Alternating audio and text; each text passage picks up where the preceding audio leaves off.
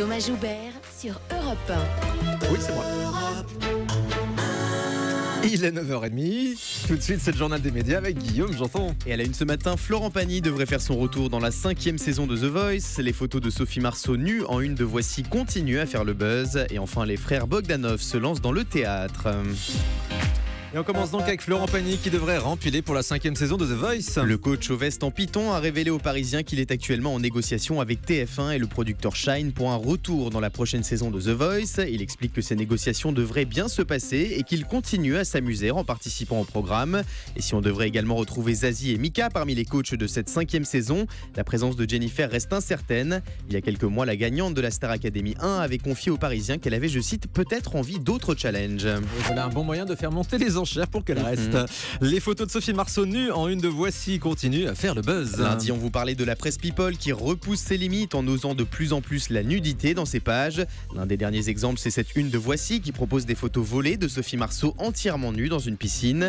Et selon de nombreux messages postés par les internautes sur les réseaux sociaux, il ne s'agirait pas d'une paparazzade mais d'un shooting photo déguisé.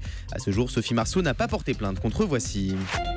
Les danseurs de Danse avec les stars réagissent à la rumeur selon laquelle Grégoire Lyonnais, l'un des danseurs de l'émission, aurait été évincé du programme. Christophe Licata, Christian Millette ou encore Maxime de Rémez, les danseurs professionnels de Danse avec les stars participent actuellement à la tournée d'été de TF1 sur les plages de France. Télé Loisirs a profité de cet événement pour leur demander s'ils avaient des informations au sujet d'une éventuelle éviction de Grégoire Lyonnais par la production. Écoutez leur réponse. C'est un peu chaud avec ce qui s'est passé l'année dernière, évidemment. Après, j'ai pas communiqué avec lui. Je sais pas si la prod... Je sais qu'il y a 4 gars qui ont été confirmés. Le 5e, je pense qu'il n'est pas choisi. Donc la prod, je pense qu'ils attendent un peu. Et c'est peut-être parce que les 5 stars n'ont pas été choisis non plus. Peut-être qu'à la fin, ils vont peut-être te choisir. Je pense pas que la prod en veut vraiment à Grégoire. Je pense qu'il l'aime beaucoup et je pense que c'est juste les circonstances qui font en sorte que là, peut-être qu'ils vont lui laisser passer une année, tu vois. Je pense pas qu'il est rayé complètement de Danse avec les stars, par contre. Des projets, il en a plein et voilà, rien n'est fini. Hein. De toute façon, la vie continue. TMC réagit à l'arrêt de La Famille en Or. Hier, on vous annonçait qu'un mois et demi après son lancement, le jeu de TMC présenté par Arnaud de Samer allait être remplacé par une série à compter du 31 août prochain. La chaîne a contacté en exclusivité jean-marc-morandini.com pour expliquer que la diffusion du jeu n'était prévue que pour les vacances d'été. Il ne sera donc pas de retour à la rentrée. En revanche, TMC précise que le programme pourrait revenir lors des prochaines vacances scolaires. Rappelons que les audiences de cette version 2015 de La Famille en Or ont été décevantes avec des scores autour des 200 000 téléspectateurs. Moins de 200 000 même hier soir, 199 000 très précisément. Les frères Bogdanov se lancent dans le théâtre. Igor et Grishka, les anciens présentateurs de Temps X sur TF1, vont proposer un two-man show, un one-man show à deux. Un spectacle qui traitera de leur sujet de prédilection, le Big Bang qui a donné naissance à notre univers. Le Parisien révèle que cette pièce se jouera à compter du 5 octobre chaque lundi à 19h au théâtre du Gymnase à Paris. Les fans des frères Bogdanov peuvent actuellement les retrouver ponctuellement dans Fort Boyard sur France 2. Une star de la petite maison dans la prairie se lance dans la politique. C'est culte. Et il s'agit de Laura Ingalls, alias Melissa Gilbert. L'héroïne du feuilleton culte, aujourd'hui âgée de 51 ans, a annoncé cette semaine sa candidature au Congrès. Elle se présente dans l'État du Michigan avec le Parti démocrate pour les élections de 2016 dans le but d'obtenir un siège à la Chambre des représentants. Il y a peu de chances que la comédienne remporte cette élection puisque son adversaire républicain s'est fait élire avec 54% des voix en 2014 contre 42% pour le Parti démocrate.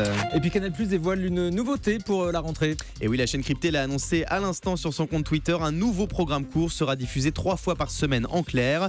Il s'intitulera Bloqué et au casting on retrouvera notamment Kian Kojandi, le héros de la série à succès Bref, mais aussi le rappeur Orelsan, auteur d'un titre qui a le même nom que ce programme court qui s'appellera Bloqué.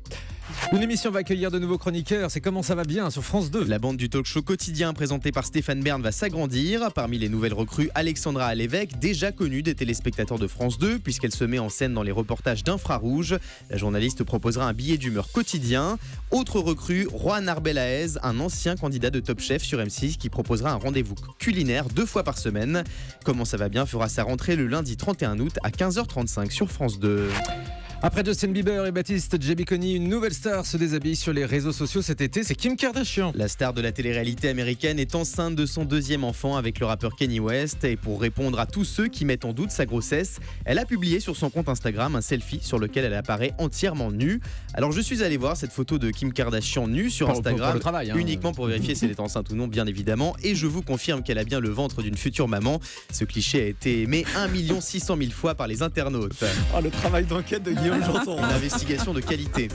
Alors, avec le chiffre du jour. 22 milliards de dollars, ce sont les revenus publicitaires perdus sur Internet en 2015 à cause du bloqueur de publicité AdBlock qui masque les spots de pub, notamment sur les sites de replay des chaînes télé. Un chiffre révélé par une étude Adobe. Sur leur site de rattrapage, plusieurs chaînes comme Canal+ et TF1 ont trouvé un moyen de contourner ce logiciel et donc de continuer à diffuser des publicités avant le visionnage de chaque vidéo.